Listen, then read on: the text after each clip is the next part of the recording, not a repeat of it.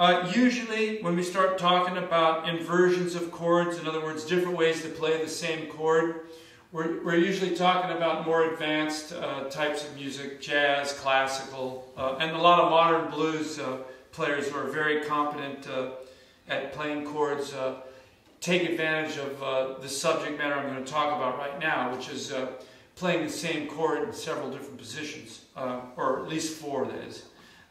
Down here we have an A7. A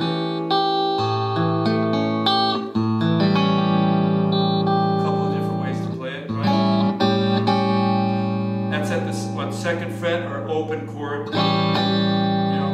Here at the 5th fret we have an A7.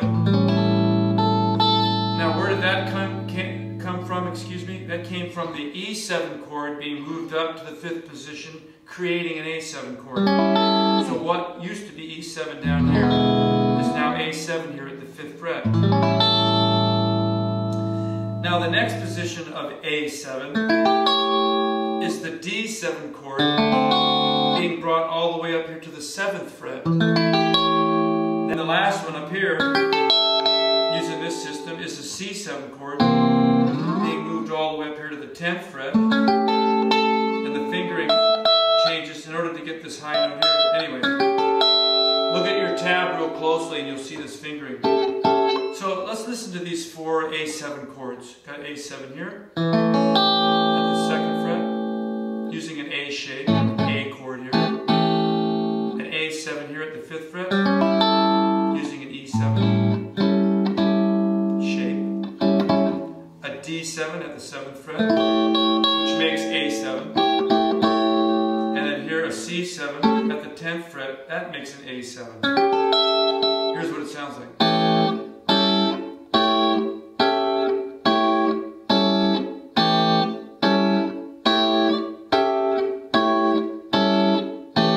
Notice how I'm playing it. I've got one finger on each string and my thumb on the lowest sounding note. You can do it that way or strum through it.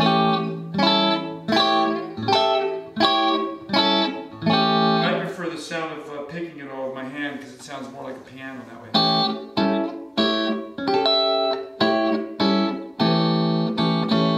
Anyway, the first question that always gets put to me after I show somebody this is, how come I need to learn more than just one A7 chord?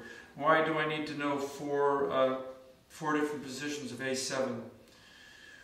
Well, if you're playing in a band and one guy is playing the guitar and using this A7, it always sounds better if you pick a different one, rather than both guys playing the exact same chord at the same time, which starts to jumble up the sound. It starts to sound like you're, fighting against each other. It'll harmonize much nicer if one guy plays a higher sounding chord and the other guy plays a lower sounding chord. The reason for that is what we call the science of register. If you had all the notes in front of you like are on a piano, right, and you took a look at where everybody was in the orchestra, the flutes could be there, the violins could be there, the guitar could be there, the basses could be down there. The reason for that is they all harmonize better. If everybody's playing in the same area on the piano or a register of music, instruments tend to get on top of each other and fight for sound, right, which creates a lot of garbage, basically. So studying the guitar in this fashion and knowing more than just one chord position makes you a better musician, and you'll be able to play nicer sounding things with other musicians. There you have it.